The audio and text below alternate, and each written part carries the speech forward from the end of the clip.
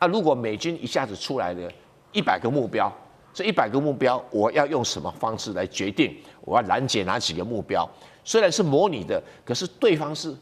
现存的，不是你是自己去假装的，这个价值无比来得重要，无比来得巨大。所以他当然要开了好几个船舰到现场来观察嘛，就像说我们有时候在参加什么比赛，到现场看别人怎么打球，有时候比自己在练习更重要。中国大陆出手了吗？因为今天有一个最新消息是传出来说，包括大陆的055大区，还有瞭望1号都现身在伊朗。那看到目前的形势，川普则是呢急调了他的 F-35来驰援壮胆吗？现在根据了解，爱国者飞弹也做了机动部署，难道他要化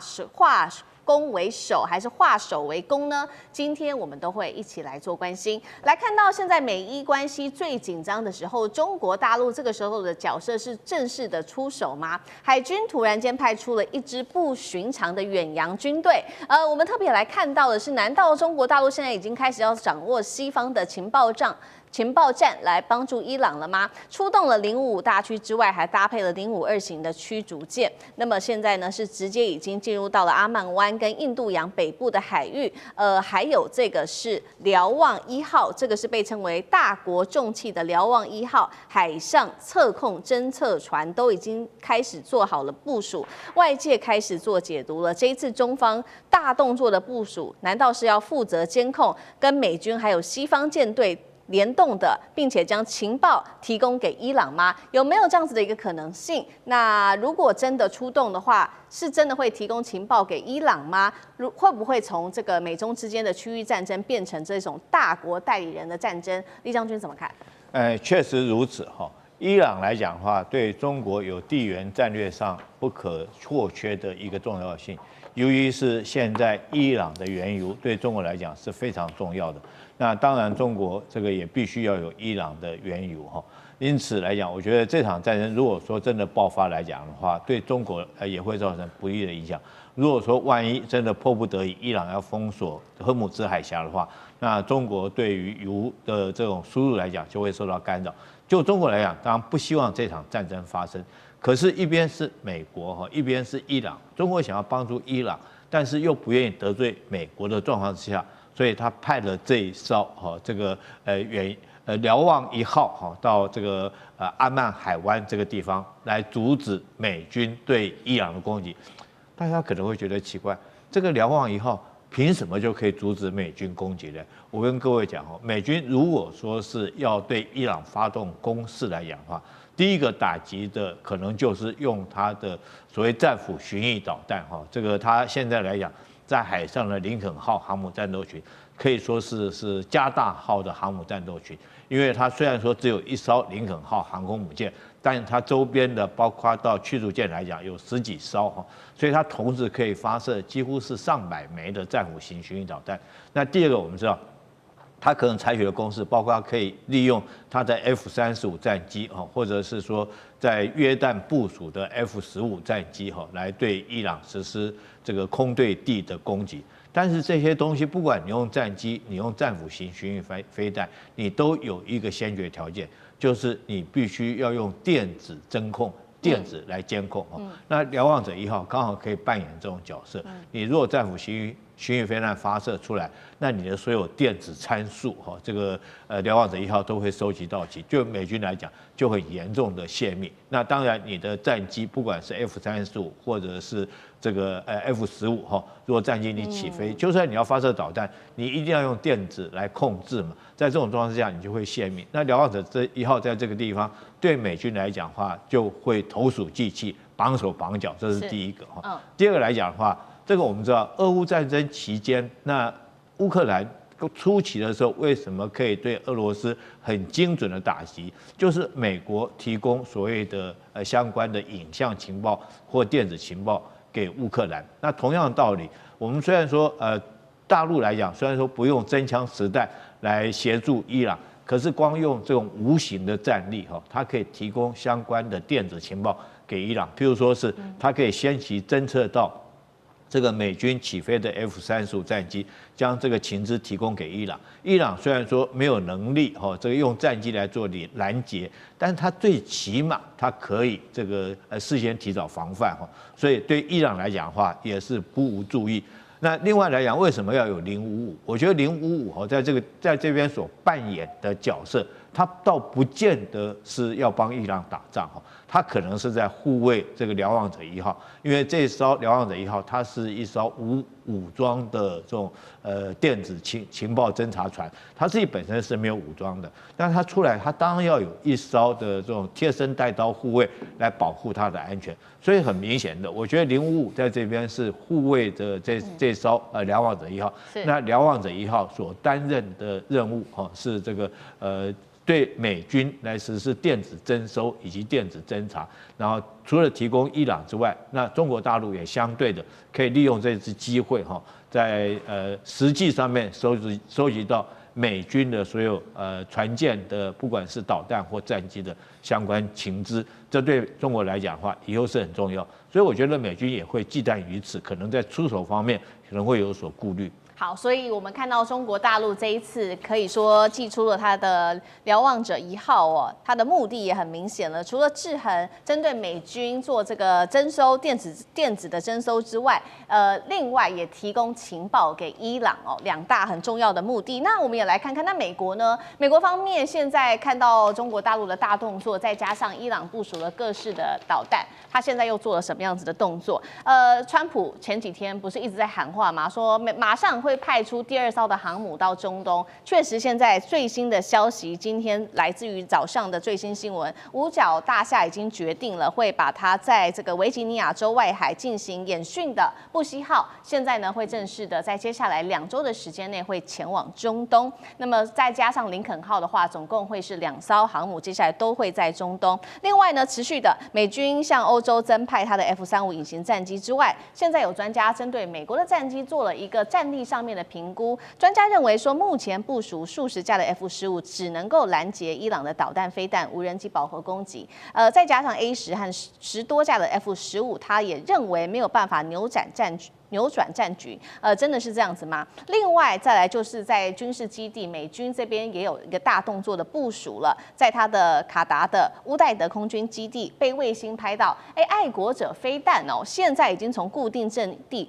转移到机动的发射车了。难道这个战事是一触即发吗？以色列方面政治上面也开始做了施压，纳坦雅胡在11号抵达白宫，本来要说服川普总统，希望他能够去说服伊朗去削弱他的飞弹的，但是呢，现在看起来这个伊朗在会后没有承诺纳坦雅胡，并且他只说了会持续的跟伊朗方面来做对话。一边是美国派 F-35航母，还有他的爱国者飞弹，那另外一边有中国大陆的055大区跟侦察船。到底美国现在他的想法是什么？他的动作是什么？有没有可能演变成美中对抗的这一场代理人战争？蔡委员又怎么看？这个中国不会去介入美国跟伊朗的战争但是这个是一个非常难得的机会。你看看到哪里去找一个战争博物馆让你侦查、让你练习啊？美军摆下了一个航母打击群、2个航母打击群，那么样多的战斗机，搞不好还有轰炸机，还有防空导弹，它摆的是进入战争状态的一个舰队。那中国如果不趁这个机会来这边收集情报，那就太浪费了所以中国把瞭望1号拉来，055都拉来暂且不管瞭望1号我们要了解到055，虽然大家都是要驱逐舰很大的战斗能力，其实更重要的，它根本就是一个区域防空系统。所以对这一款的话，对方有 F-35，这什么意思？我根本就整天24小时练习侦测 F-35，光这个资料的价值就是无价的。因为平常中国大陆自己还要去弄什么那个F-20啊，什么是这 F-35去模拟不是歼35去模拟 F-35，那个再怎么模拟都不到位。现在人家摆在眼前摆在眼前让你去侦查让你去目标去做这种战场管理。这个等于是你解放军的船舰你要自己去做很强的战场管理。为什么？因为这个动555上面有一款叫做龙眼双波段有源相控雷达，它就市面都有，架在船上面。这个它可以在500公里里面侦察所有的战斗机，那就测试一下这一次的 F-35逆中战机能够侦察到多少啊？这个机会很难得。还有 X 波段的阵列啊，可以导引防空导弹。那还有最重要反导弹的侦测能力。为什么叫反导弹侦测能力？因为它这一次的这个美国一定会发射刚才讲的战斧导弹或什么其他导弹去攻击这个伊朗的什么雷达系统啦，还有什么炮阵基地啦等等。那中国的假设我是挨打的，我怎么去多快的速度可以侦测到美国这些导弹的攻击方式、它的战术，还有它运用的技巧，还有呢，航空母舰一定有潜水艇，这个时候动物也可以侦测水下的目标。你平常到哪里找啊？找美国的潜水艇啊，它有些一定会跟着来，而且就在附近。那你看你能不能找得到？所以水下的反潜跟侦收能力，还有电子支援系统、电子作战能力。当然这个未必会真的去干扰它，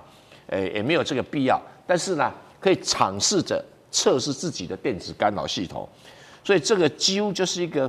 非常有价值的一个作战的一个观测的一个对象。再加上它的数据件的能力，比如说我今天我要跟这个瞭望号，或者甚至于我要透过卫星跟北京的指挥部怎么去联系，怎么去管理这个作战系统？是。那如果美军一下子出来了100个目标，这100个目标我要用什么方式来决定我要拦截哪几个目标？虽然是模拟的，可是对方是现存的，对，不是你是自己去假装的，这个价值无比来得重要，无比来得巨大。所以他当然要开了好几个船舰到现场来观察嘛，就像说我们有时候在参加什么比赛，到现场看别人怎么打球，有时候比自己在练习更重要所以我是觉得解放军难得这个好机会，加油！其实呢，现在看到美伊两方现在就在这边僵持不下。其实心中最紧张的还是纳坦雅胡，而纳坦雅胡最新跟这个川普见上了面，他希望能够说服川普，就是对伊朗的动作还是要强硬一点，并且希望伊朗川普去说服伊朗说可不可以削弱他的飞弹能力。川普到现在还是没有回答。如果美方不介入，接下来伊朗方面会不会自己来做介入？现在是不是美国跟这个以色列方面已经有很大的战略分歧了？赖老师又怎么解读？分歧是一直存在以色列是比较倾向于打，美国川普他是比较倾向于用高压、极限施压的方式，最终是用谈判的方法来解决。美国也知道你要把这个伊朗的导弹系统，尤其是中程的弹道导弹系统，全部都拿掉，这个强人所难。任何一个国家，那我干脆就缴械投降算了，这个可能性不大。所以对美国川普来讲，他目前他所要的重点是在于浓缩铀的问题，做成核武的问题。也就是说，你伊朗必须要承诺你不要做核武。第二个，你的浓缩铀怎么处理？浓缩铀的处理的方式，就是俄国已经开放态度，说如果伊朗愿意，而且是在伊朗的自愿下，他可以带伊朗来保管。但是那是伊朗的东西，伊朗什么时候都可以要回去。可是伊朗的哈梅内伊已经说得很明白，他的浓缩铀是不会出去的。那这个已经摆明了，就是说婉拒了这个俄罗斯的善意。那现在的放出来的讯息是，伊朗同意稀释它现有的浓缩铀，也就是说现在已经提炼到60%，它可以稀释它，然后稀释到这个作为核电发电用的。可是它必须要有几个程序。第一个就是你要不要允许联合国的这个国际组织进来，原子能组织进来监察，这个是伊朗要谈判，跟美国要谈判。另外一个就是你要我让到这个程度，那你美国要给我什么？所以对美国来说的话，那对伊朗来说，你美国要把对我的制裁要解除，而不能够加强制裁。所以从这个角度来看，我们看到美国跟以色列已经有矛盾了，因为以色列是主打，而且是要求的条件很严苛，这个是美国也都做不到的。但是美国是认为我是用极限施压，那必要的时候打，但是如果能够不打是最好，用高压的方法达成我的谈判的目的。可是谈判的目的却跟内塔尼亚胡不一样。我觉得在这个部分，以现在川普本身的强势来说，内塔尼亚胡能够起的作用非常有限啊，所以导弹这个部分不会列为谈判的要点，那应该是集中在浓缩铀。不过现在有个变数，这个变数就是2月下旬中俄伊的联合军演，这是常态的、固定的，要展开了，所以中国大陆的船舰开始到位了，这个都是例行的军演，你美国没有权利去阻止，你美国单方面的没有经过联合国的安理会的同意跟授权，你单方面的在伊朗的前面布阵布局，那是你家的事，那是在公海、国际公海，那是你家的事。中国的船舰也到了国际公海，甚至进入到这个伊朗的领海内的话，那是中国的权利。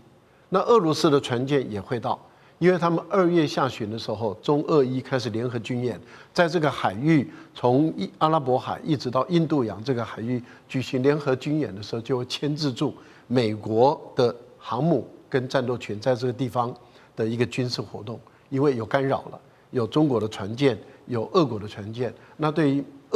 对美国来说，他就绑手绑脚。所以我个人推断，2月份打的可能性已经下降了。是。那等到军演结束以后，打的可能性才又会上升。055大区这回2度的驶向澳洲了吗？是让澳洲非常的紧张哦。我们今天也会关心说，这一次055大区会不会也带上福建号？为什么会有这样的猜测？我们赶快来看到是12月1号，这是最新消息哦。澳洲的防长马勒斯突然间这样说，他说现在澳洲正在菲律宾的海域这边追踪一支来自于中国大陆的海军的舰队，因为呢，澳洲政府其实很担心这支舰队可能持续的往澳洲水域这边走，而且他预估可能在今年底的时候就会直逼抵达澳洲了。让澳洲军方非常紧张的是，到底这一支舰队可能会有多大多狠，而且它会有多新呢？因为事实上，在今年的2月份才有一个经验的。今年的2月呢，我们来看到大陆方面在这边做的是澳洲东岸的塔斯曼海做实弹演习，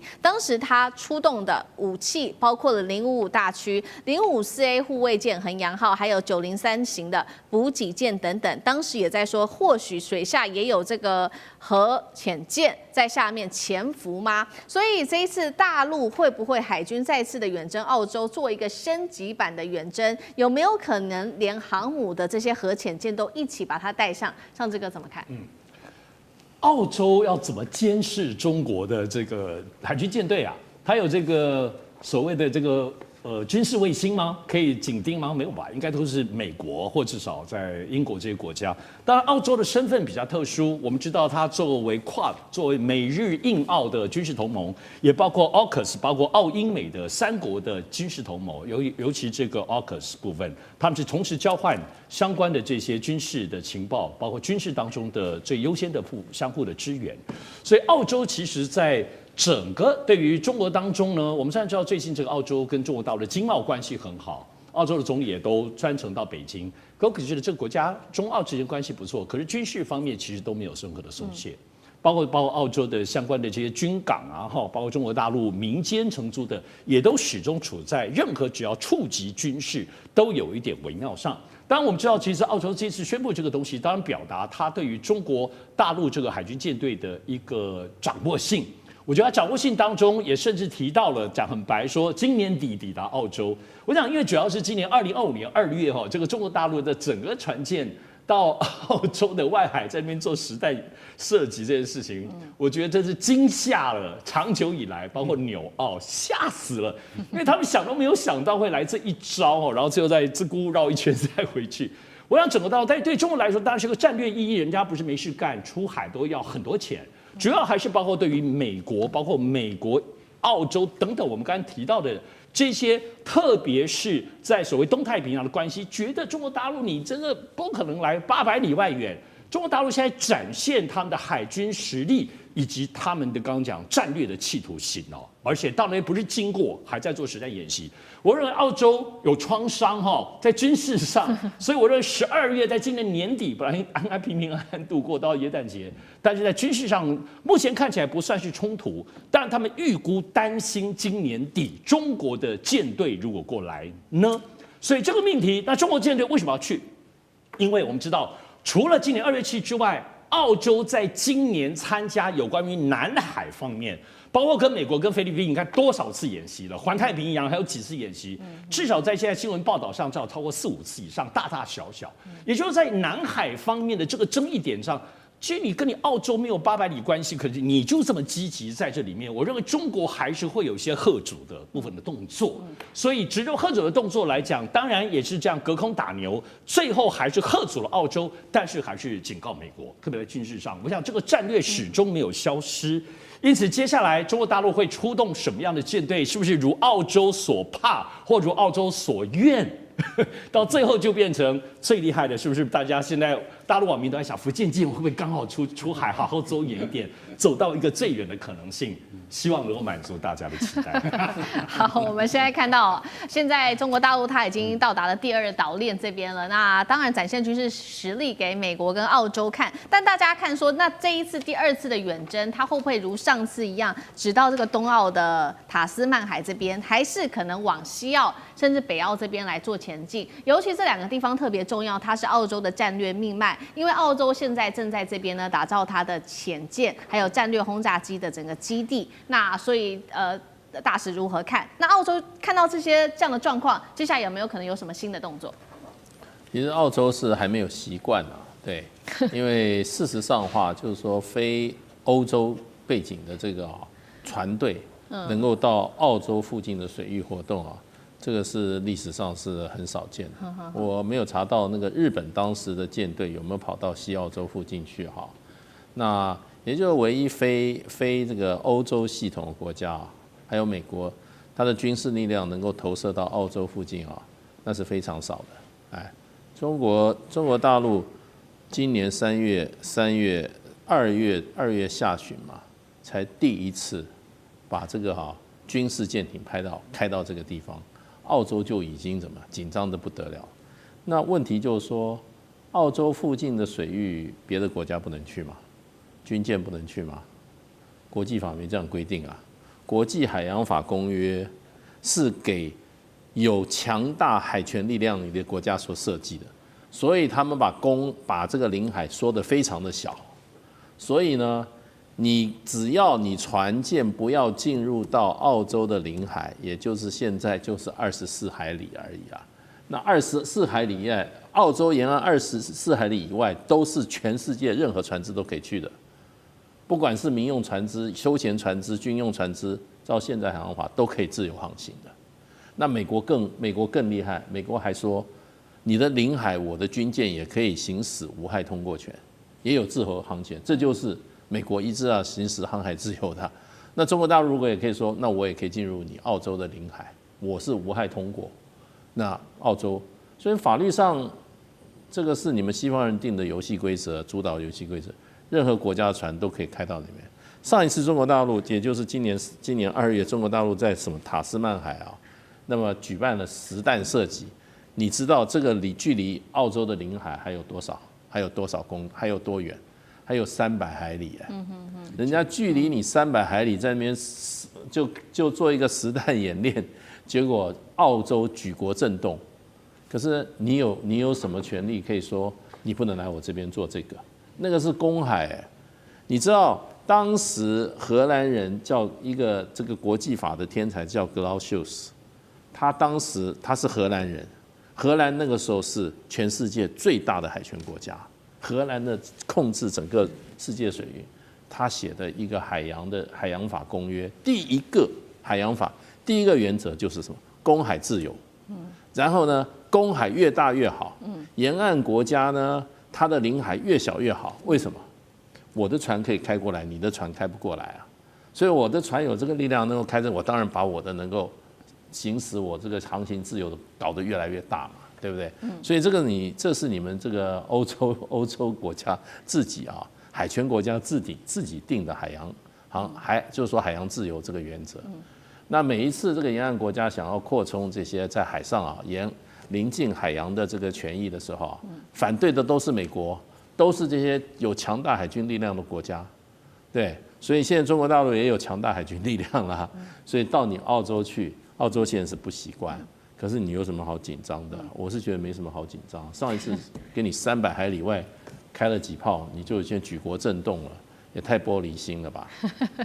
好，现在不只是解放军的动作，不只是澳洲紧张，其实在美国方面，美国其实也很紧张哦，因为我们来看到也是在南海这边有一个惊人的画面，这个是解放军在11月份的时候在南海，当时呢，他是让他的055大区直接就导入在这个尼米兹航母的打击群，而且当时它形成的是一种3面穿插的，等于直接就突破了美军的护卫舰，不管是这个伯克级的驱逐舰，其实当时要把它挡下来都挡不住。那我们稍微回顾一下当时的这个状况，事件地点是在黄岩岛的东南方200公里的地方，美军出动8艘的美舰，包括尼米兹号啊，还有3艘伯克级驱逐舰等等。那当时大陆有055，还有054A 跟它的1艘不明的舰艇。那当时大家就在看说，中国大陆的解放军可以这样子插入，也代表说美军的优势正在削弱当中吗？澳洲智库也有一个最新报告，2025年美军在海事能力的方面，军事能力的领先只有2017年的2/3。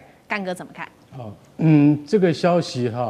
由于没有出示舰名，也就是说055重型驱逐舰是哪一艘？是南昌号还是遵义号还是什么号？现在重型驱逐舰已经下水了10艘，所以我觉得这个报道，就腾讯网这个报道，它没有点名是哪一艘。对，这是美中不足之处。但是呢，他说在黄岩岛东南200公里的海面上发生这样的事情，大家回顾一下，大概半年之前，大家还记不记得有一艘美国海军的伯克级神盾驱逐舰的舰长跟他的航海副官有一张照片，远远望着辽宁舰，他翘着2郎腿，手拿望远镜，这种画面你再也看不到了。为什么？因为你下次看到的是055大区冲过来。他冲过来的时候，你就觉得不好玩。它比航空母舰不好玩的地方在哪里？因为055大驱是一种导向飞弹驱逐舰，它的整个的设计的基础是基于美国的神盾舰的基础去设计的，而且比美国的神盾舰还要更加的提升啊。也就是说，它总共有112个发射井。那你会想说这是什么概念？那就等于刺猬舰一样。当它开始射飞弹的时候，你就会发现整个海面都是火光。为什么？它不断的发射，这没有什么冷却的问题。为什么？因为现代军舰已经进步到这种地步了，它的级别应该要跟美国的泰堪德洛卡级，也就是 CG 这样子的导向飞弹驱逐舰导向飞弹巡洋舰那个舰别，因为次一级的叫做中华神盾052D， 数量还是太少。可是今天如果发生在黄岩岛200公里的地方，它有之字形的变换队形，可以穿透尼米兹号航空母舰战斗群的话，代表那个威胁很接近了。可是为什么美国国防部没有讲呢？海军的军令部怎么没有讲这件事情呢？这件事情恐怕有点棘手，不能讲。为什么？你被人家的军舰穿透了你的阵型的话，或者即将穿透你的阵型，这个是很丢脸的事情。那就想到我们的黄海，我们的甲午战争，我们镇远跟济远的旗舰真的被日本的鱼雷艇给冲破。所以刚才上次讲得很好啊，澳洲真的吓死了，连纽西兰都吓死了。第一次开到我们家门口300公里，然后干嘛？然后开炮，开什么炮？开它的130mm的130毫米的那个炮，他打了几炮你就会吓死。因为最近的一次，曾经有人开到这么近的地方是谁？是2次大战时候1944年日本帝国海军的武藏号超级战舰，他曾经跑到还没有那么近，曾经开过炮，然后那时候澳洲已经吓死了，达尔文港已经全面戒备了，那个防空警报哇，这叫，然后请英国赶快来帮忙。英国说我自己都顾不了了，还顾得了你？所以对于澳洲跟纽西兰是一个很大的警示。那对于在南海发生这样的事情，我今天坦白讲一句，以后你所看到的这个福建号航空母舰战斗群编队，它一定都会配2艘055大驱，而且055大驱已经生产完毕了。接下来你会看到055大驱的 B 型，也就是比现在的055大驱还要再重5000吨，达到18000吨，那个就是以前的日本海军的大和号战舰重新在面对大家。但是问题是，这个船是完全先进的现代化神盾飞弹驱逐舰，你就晓得到那个时候，不是澳洲会吓死，是美国会吓死。北京这一回对日本寄出的3连击是全面的启动，尤其我们今天会在经济上啊、军事上面等等的层面，还有半导体的这个调查上面来做检讨。先来看到这个3连击，包括了有稀土、半导体跟渤海的军演，要掐住日本的命脉。那么日本则是祭出这种光阻剂来反制，能不能有效呢？今天节目一起来关心。好，赶快3个火线话题，今天会请来宾来帮我们特别做解答的是，中国大陆现在全面封锁了，从这个经济面，我们看到他做出的事情，就是在稀土跟有关于2氧细烷针对日本出手。那日本的高科技产业会因此而直接断链，甚至现在预估这个损失金额达到数十兆日元吗？第二件事情是在军事层面，我们来做解读，就是大陆它连续的在渤海这边的高强度军演，是对日本这个军国主义复辟的一个贺阻吗？还是单纯秀军事肌肉，战力到底有多强呢？最后也会来关心到的是日本则是做出了它的反制，是利用它的光阻剂当做它的最强王牌。大陆会不会被卡死，还是早就已经准备好自给自足，可以做全面脱钩呢？今天就这些议题，我们都会一起的来做关心。好，刚刚讲的是大陆的3连杀，所以包括从经济、军事到科技都有，而且是连着好几天一连串的各种制裁。首先看到6日，商务部已经宣布了全面升级对日本的军民两用的各种物资的出口管制。那当然了，现在大家也在最关心的就是稀土的管制对日本的冲击到底有多大呢？第二个冲击就是7号的时候对日本制的这个晶片关键材料2氧细烷来启动反倾销调查。要知道，每一年日本出口给大陆非常多的2氧细烷。最后我们来看到是渤海这边举行的军事演习，直指战略核心，对日本的冲击，赶快立刻的来看到。有关于稀土啊，日本其实非常的依赖大陆的稀土，占比更是最多高达了70%。现在来估算，靠着稀土要做的产品，每一年将会超过10兆日元。现在没有稀土了，日本怎么办呢？第二个事情，对于日本的冲击就是刚刚说的2氧细烷，每年呢日本出口幅度高达了4000公吨啊。那现在大陆呢就是要针对非常多的这个日本的这个出口2氧细烷的公司来特别做反倾销调查，这边直指3家公司，包括了信越化学、法商业空、日本子公司跟三菱化学等等。最后是在渤海的演习，为什么这边特别的重要？就是因为这边是经济暨出海的门户，从去年开始它就已经连续禁航了，紧张情势在这边可以看得出是在明显的升级当中。节目一开始要特别请教赖老师了，这一连串的制裁对于日本来说到底有多伤？有没有可能直接伤到日本的产业命脉？当然会伤到啊，因为这次跟10年前的稀土的管制就不一样了。10年前的稀土管制是政策工具性的，这次是制度法律性的。制度法律性的，也就是说，它有1000多项产品都是在管制的范围内。管制范围，那也就是要经过批准啊。这个不只是对于中国大陆的企业的厂商，把这些军民两用的物项卖到日本去，也经过第三方。也就是说，如果你美国假设或是台湾，你向大陆进口的稀土，然后你加工制作成为一个例如说磁铁好了，然后你再把它卖到日本去。那对不起，你要经过大陆的同意，那就是第三方的一个管制。而且呢，也已经讲得很明白，如果你没有经过中国大陆同意，你是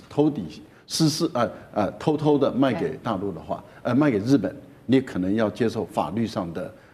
责任哦。那也就是说，大陆就有权利对你完全断供。这个对于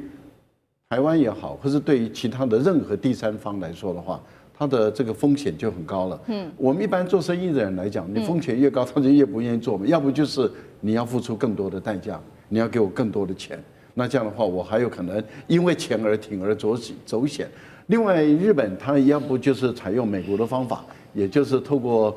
这个走私的方式例如说透过废料或者透过各种走私到缅甸或者第三方的时候再出去。但是你看大陆现在很多的贵州的有一些人都被抓了，有一些官员都被抓了，有很多的这些走私的这些矿产的这些人都被抓了。这代表什么？他们的执法是越来越有效，而且是越来越严格。好，那一旦是如此的话，当你日本如果没有办法充分的或者是很稳定的从中国大陆那边你获得你所需要的中重稀土的话，这个对于日本的工业当然会造成很大的影响嘛。这不只是汽车工业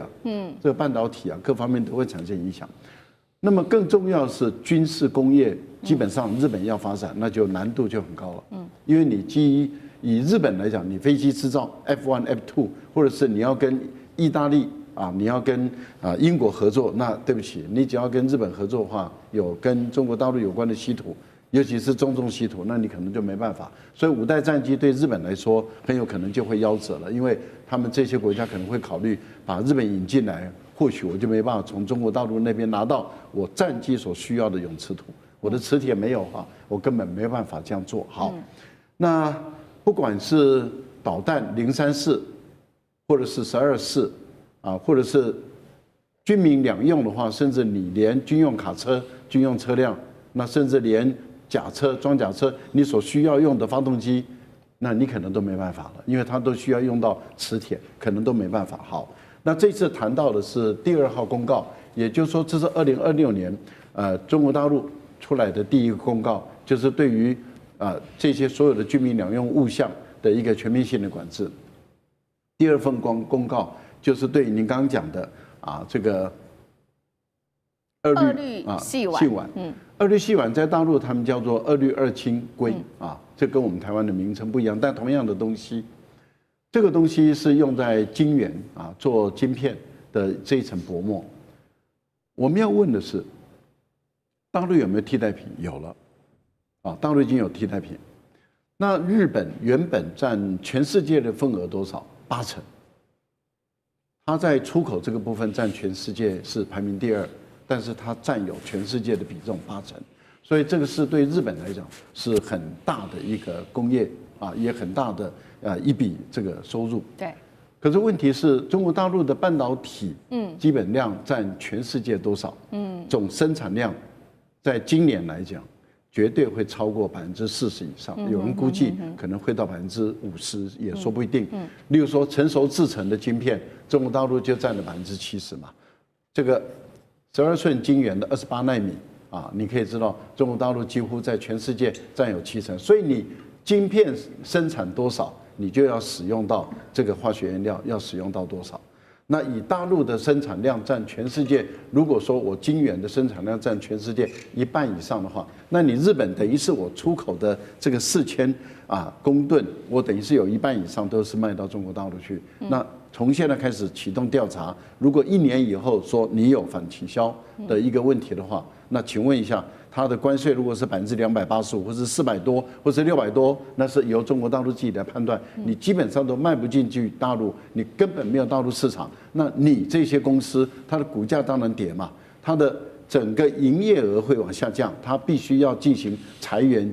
减少人员，它的公司规模会越来越小。那中国大陆的公司规模会越来越大，为什么？因为它用1年的调查时间，所以等于是给中国大陆1年去准备它的足够的募集的基金，因为所有人都会看到说，哇，中国大陆的这些厂商有未来，因为拥抱自己的国内的市场都吃不完了，那很多的基金就会投进去，它的公司规模一下子会扩大。它把它的产能准备好以后，明年调查一旦结束，然后你日本的产品开始卖不进来的时候，中国大陆的产品开始补货来接你的市场的缺额。这个情形对日本的未来来说，这些公司搞不好连存活的可能性都会越来越低。好，刚刚特别看到是这一次大陆的3连杀，特别针对了经济，还有针对了他们的这一些高科技公司做的击杀。那另外一方面，其实也有在军事上面，就是在渤海这边的演习，这3个击杀，将军又怎么看对于日本的冲击？我觉得从去年高市早苗发表这个跟涉台有关的言论之后，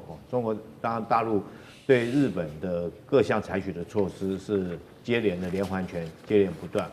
除了在经济跟科技方面、军事上面也是不断的加码，而且没有停止过。从去年我们刚开始到现在，我们看到的是黄海好几次的军演。那另外钓鱼台那边，中国也加强战备警巡的能力。另外，在日本本岛周边来讲，它除了说用辽宁舰到穿过宫古海峡到日本的东部海域去实施所谓的战备警巡之外，它也跟俄罗斯合作实施联合空中战备警巡。然后俄罗斯所用的图95战机的航线，跟这个解放军所用的轰6战机，刚好对日本形成一个包围之势。但是这件事情是不是就此告结束了？我觉得没有。在今天我们又听到一个更新的最新的一个军演的一个讯息，就是解放军又要在渤海实施军演。那这次渤海军演跟以往的几次有什么不同？这次很明显的是用了4艘055大驱的驱逐舰在这边做军演那第一个我们看地点它选择在渤海，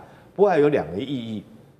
第一个，它是曾经甲午战争发生的地点，所以说大陆来讲的话，它选择这个地方来做演练，很明显的是要汲取国耻的教训激发全民同仇敌忾的心理，这是第一个。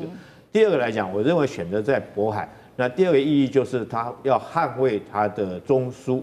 所以天津北京、天津还有这个河北这个地方，这个地方就中部战区的划分来讲，它属于是中部战区，也就是它战略预备队的核心所在位置。我们知道大陆战区分为东南西北另外还有个中部战区。那中部战区就是核心的位置，也就是除了巩固经济的安全之外，也就是整个国家战略预备队在这个地方。那我想说，选择在这个地方军演，另外还有一个很重要的，是不是大陆也看到前几天这个美国队委对他动手？那当然我们不认为说是美军会异想天开、愚蠢到对中国大陆来实施所谓的斩首作战。但是这个对军人来讲的话，当然你要做最坏打算，做最好的准备。那也因此，他用了4艘驱逐舰055这种大驱的驱逐舰在这边摆成一列，所以严阵以待。那一艘055的战力有多强呢？我们讲2件事情。第一件事情，这个所谓航母战斗群不管是辽宁或者山东航母战斗群，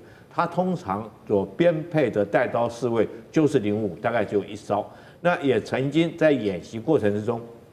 单独1艘055驱逐舰，就是南昌号，它单独去单挑美军的航母战斗群。这种战在这个之前的演训也曾经发生过。第三个你知道吗？曾经有1艘055驱逐舰带着1艘的这个补给船，还有1艘054护卫舰，它就可以远航到澳洲纽西兰去绕了一圈回来。所以光1艘055的战力，我们就可以看得出来。但这次居然用了4艘，而且是摆在这么窄一个渤海海域，可见呢，大陆来讲用军事威慑日本的决心是不会停止的。第三个，我觉得这件事情最后会形成一种常态化，因为从去年11月到现在已经2个多月了，但是军事演习的这种力道没有看到它放轻，所以我认为之后这次055的在渤海的军演之后，一定还会再看到紧接着而来解放军还有在这个所谓东海地区的军演。那这个方面可能日本要做好心理准备，这方面可能解放军如果说是高市早苗不收回相关言论，那大陆在这个地方的军演可能会形成一种常态化的军演。好，大陆的3连杀，科技、经济，还有将军刚刚特别帮我们强调的，大陆解放军正在加强它的军事化的军演，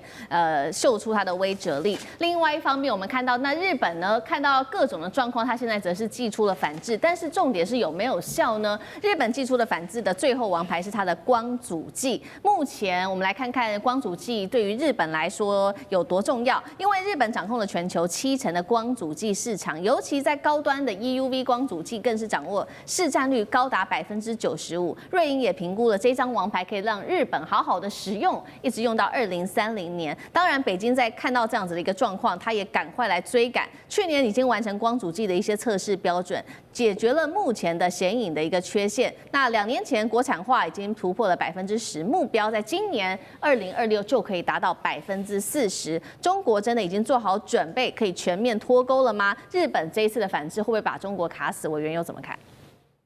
没办法卡死。为什么？因为光阻剂有4种，第一种叫初阶的，叫 I-line， 那成熟制程大部分用这个做光阻剂，那中国大陆大部分成熟制程，所以用这个 OK 啊，自己生产了100%啊，不用担心。那第二个稍微比较高阶一点，叫 KRF， 这个 KRF 这种光阻剂呢，那这个叫做中阶光阻剂，那中国大陆用很多，也可以自己生产。那价钱稍微贵一点啊，比日本是比较便宜，而日本故意在杀这个市场嘛，哈。那第三个就是 ARF， 好，这个算是中高阶的光阻剂，那中国大陆也能生产，但被认为品质没有日本那么好。但是如果说买不到，将就一下也 OK， 也可以用，好。然后最重要是 EUV 的最高阶的光阻剂。中国不需要用，为什么？中国没有那种 EUV 光刻机，所以用不着啊。所以目前来看，日本要用光阻剂这个反制，目前有困难，做不到，而且还会失去市场啊。以前呢，他们2019年到2020年用在韩国身上有效，因为韩国当时 DUV 已经 OK 了啊，而且自己的这些做光伏剂的哈做不太出来，是。但是对中国来讲，目前没有办法这个遏制中国的这个光伏剂什么卡死啊，那不必，不用担心哈。最重要就是说，中国的 EUV 光刻机或者最高阶的那个 ARF 哈，也在突破当中。但是中国这边用量不大所以要卡死。做不到。中日紧张关系不但没有趋缓，而且逐渐在升温。我们要来看到的是日本的产经新闻就报道了，说日本防卫省在研议，假如中国真的侵台的话，那自卫队跟美军首先他们的目标就是要击沉福建舰，让登陆的舰艇兵力可以减少。但是同一时间，我们看到的是中国央视也公布了福建舰有最新的进展哦，是他们正在展开这个海上的实兵训练，而且不是单打独斗，它旁边有055大区延安舰、054A 通辽舰、歼35、歼15T、歼15DT， 还有空警600。好，所以整个看起来呢，护卫队是非常非常的完整。那显示出，其实现在中国海军它的整体的作战能力是越来越成熟。我们要请教蔡委员您来看，因为现在呢，日本口头上说他要击沉这个福建舰，但是以他们的实力来说，真的办得到吗？还是说在这些王牌搭子的护卫之下，被攻击的话，会不会日本是先被反击的？我觉得日本人可能要面壁吹牛个3年再来吧。为什么？你要打航空母舰，在睡觉的时候绝对做得到，但是如果你白天的话，就没办法做白日梦。我们要检讨一下日本有没有反舰导弹。没有反舰导弹，你打什么航空母舰？好，那检讨它有没有？它还真的有可是问题，它的反舰导弹，我简单跟大家介绍一下哈。它的12式地对舰，就地对舰打，那只能打200公里。福建舰没事干，跑到你200公里的岸边干嘛？这就说不通。所以，日本的岸置机动反舰导弹只能打海警船。再来哈，它增程式的可以到1000公里。那对不起，可是亚音速的，就是不到超音速，那也没什么用。为什么？穿透力不够，而且航空母舰会距离你1000公里吗？也不会，起码距离你1500公里，因为太近了你飞机起飞2、3就到了嘛。那再来海上有没有反舰导弹？有，它904的200公里，174的这个300公里多一点，然后说12舰载式的未来会到500公里。那我不晓得你这个舰队要靠多近？这就早就被福建舰给打沉了啊！再来，还有空射的反舰导弹，完了更经典，它有 ASM 1号，他自己做的70公里 ，ASM 2 170公里 ，ASM 3它叫做高速反舰导弹，据说可以到3马赫，但是那还不是高超音速，3马赫可以到200公里，这种射程怎么打福建舰？所以我说，日本先生白天不要吃太多安眠药，会打瞌睡啊。所以这个叫吹牛皮。那你说可不可以用美国买的战斧导弹可以打1600公里？问题战斧导弹是次音速的，而且是在战斧导弹主要是公路用的啊，要做反舰那还早了哈。所以他说日本正在积极开发可以打那种1000公里的跟中国一样高超音速的滑翔体，用 HGV 来打，那就是弹道型的啊。很抱歉还没看到啊，等他看到了再说。大家较量嘛。可是你日本可能会面对东风，东风打不几型啊，一打东京就不见了，大阪也不见了，广岛也不见了，长崎也不见了。这个你日本自己想一想啊，自己想，这是比较实际的问题。好，确实，在目前呢，蔡委员的分析看来是有难度的啦。但是日本他敢说这个话，也不是说他没有底气，因为最近在日本在做什么呢？首先是因为它的飞弹产业，其实这几年来进展是非常的大的。共同社就报道了说，日本呢，它呢已经将这第一批由五角大厦授权他们代工的爱国者飞弹出口到美国。那其实这是2战之后首次出口这种杀伤性的武器。那此外，日本首相高市早苗现在也在考虑他要修订这个安保3文件、非核3原则，甚至说可能允许美国在日部署核武。好，换句话说，日本呢现在呢不但是要出口这个杀伤性的武器，而且要引进核武。那赖教授你来看，也就是说他们这个组合拳真的已经架好了，所以是有这个底气可以跟中国来对抗吗？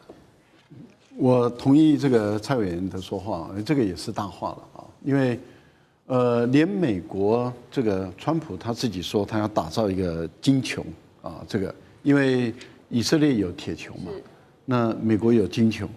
金球都没有办法拦截俄罗斯的导弹，那他更不可能拦截中国大陆的导弹，因为大家都知道在导弹这个部分，大陆的发展比俄罗斯、比美国还要强，尤其是中程的弹道导弹、超高音速，目前来说在全世界。居于最高领先地位的就中国大陆，那你想，这个金球就是要从外太空开始进行这个第1套的防御圈，再从高空第2套，然后再从大气层第3套，一直到进来的时候才是爱国者导弹，已经是近空的防御了。那日本的防空导弹是经过美国授权的，所以也就低空的防空导弹，啊，所以这个。它的杀伤力并不大的啊，并不是想象中那么大。就像台湾也有爱国者2、爱国者3啊，可是大家都心知肚明，它本身的防御能力是有限的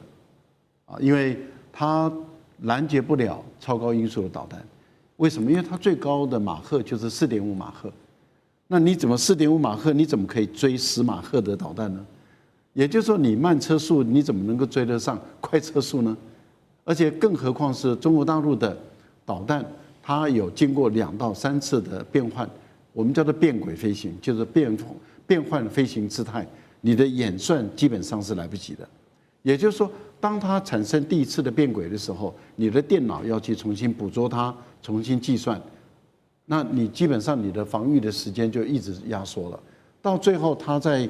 穿破大气层要开始进入攻击的姿态的时候，它还可以再变轨，因为它是水漂式的。它不断的在变轨的过程中，你的计算根本来不及，等到你发现的时候，你已经被击中了。所以我想这个是大话了，大家都知道，讲这个说所谓的我已经有能力因为美国授权给我制造这个爱国者3，那也就是引进美国的技术，那我已经有这个能力没有基本上来讲，我们觉得这个是近空的防御，它效果不大。就这样，很多人在嘲笑台湾，就是说你买一堆爱国者，你基本上来讲拦不住解放军的。这个导弹的这个是大家所公认的事实，更何况就是导弹并不是就1、2枚，无人机，还有各种火箭弹，还有各种那个水面或者是水下，或者是空中，或者是地面发射的各种导弹，对日本来讲，它没办法拦截的。你看看这一次大陆为什么在黄海进行实弹演练？在大陆在黄海进行的实弹演练，你用我们讲弹道导弹好了，就是抛物性原理。你把它一拉的话，它的作战半径就在日本的全岛了。所以为什么黄海的实弹射击那么重要？而且那是一种警告式，也就是说你本身把它，因为我射高射很高，那我把这个弹道导弹一拉平的时候，你涵盖在日本的全岛的情境下，日本本身是拦不住的，这是第一部分。第二部分就是讲到无核3原则的问题。大陆的核武使用是对于没有核武国，它是不会使用的。但是你一旦有了核武，那你就是构成中国大陆用核武攻击你的这个对象了。那我们再来看，核武基本上来讲，你要注意一个是弹头的部分，战略跟战术的弹头；另外一部分就是载具，载具就是我把你送多远、送多快、送多准。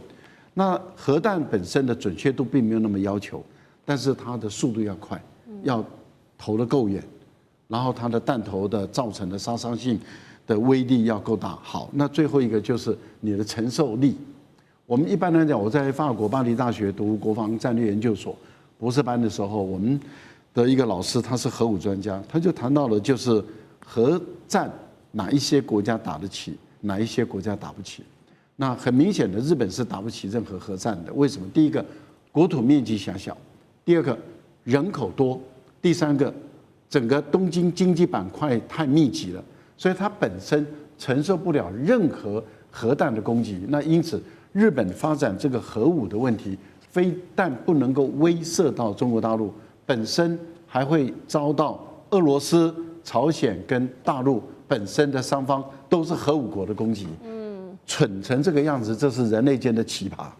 好，从赖教授跟蔡委员的点评听起来呢，日本想要反击，甚至说把这个福建舰击沉呢，都是有一定的难度，甚至认为是说在说大话。好，不管日本有没有这个底气，但是我们现在拉到日本的内部来看，因为现在包含冲绳都出现了名义上的裂痕跟分歧了。因为冲绳本岛其实呢，因为在这个二战的伤痛到现在呢，其实他们的反战情绪是非常强的。从图卡当中您看到，这个不再有冲绳战役会的会长他就说了，说呢，其实如果台湾有事，美军又从冲绳出兵的话，那他认为说冲绳就一定会被拉入这个战争，那当地的人民是被牺牲的状态。但是呢，石垣岛就不一样的态度了哦。石垣岛的市长他说可以理解高市早苗的说法，所以他认为如果中国封锁台湾，那石垣呢本身就会是第一线城市，所以他认为说这个准备是要先做好的。好，李将军请教你，也就是说现在冲绳本岛不想打，但石垣可以当这个前线。那如果中国真的封锁台湾的话，包括了石垣在内的城市，也就是说会陷入危机。中日两国如果真的在这个宫古海峡爆发冲突，您觉得谁占上风？你问的有两个地方，一个是石垣岛，一个是宫古海峡哈，我分别就是这两个地方来说明。第一个来讲的话，就石垣岛哈，它是毫无抵抗的能力，因为这个解放军在前天已经证明了哈。那石垣岛这个从石垣岛跟台湾中间来讲的话，解放军用了一架无人的这种飞机和无人机从这边台湾跟石垣岛中间穿过哈。这个我研判可能是经常来台湾的那个无人机了。它的如果说是这架无人机的话，它的这种在空滞空的时间有到15个小时。那当时这个日本自卫队它的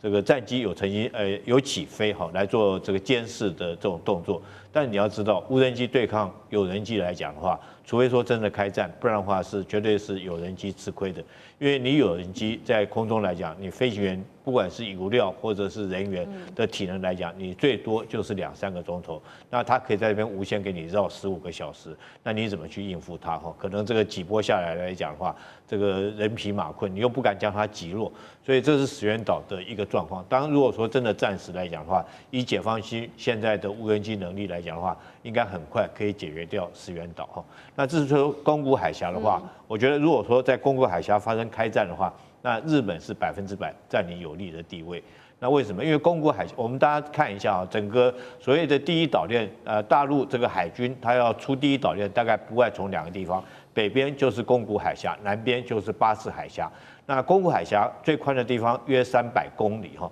我们如果说按照蔡委员刚刚所跟我们讲的，这种它的对舰导弹的射程，假设说有200公里的话，它分别在宫古海峡的2端部署这种对舰导弹来讲，它就很容易可以封锁整个宫古海峡。你要通过它的话，那你可能就没有那么容易。如果再加上布上水雷来讲的话，可能解放军要通过这个地方难度就会增加很大。也就是因为如此哈，所以我认为解放军他如果说要出第一岛链的话哈，大概除了宫古海峡就是下面的巴士海峡。所以我认为他有3种方法会出宫古海峡。第一种方法就是先下手为强，这个开战之前就先将宫古海峡周边的这种海空的导弹阵地将它摧毁掉，它才可以确保它舰队可以这个进出所谓的第一岛链。第二个方法，它就是我们现在经常在讨论的，也有可能会实现，就是它让琉球建国，琉球重新复国，然后让琉球跟中国来讲，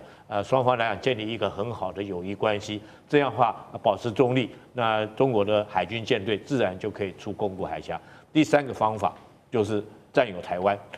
这个我们前一阵子大家有讨论过，福建舰最好的母港在哪里？那如果就地缘来讲的话，不就是台湾吗？如果台湾来讲的话，就北边来讲的话，它就不会被琉球群岛所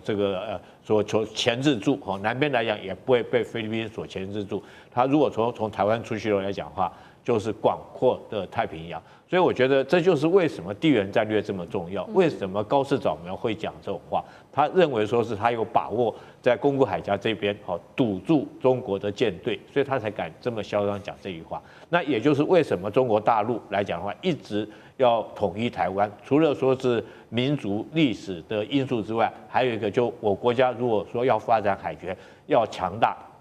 那最好的进出太平洋的路就是台湾，这也是地缘战略对整个国家发展最大的影响在这边。所以我认为，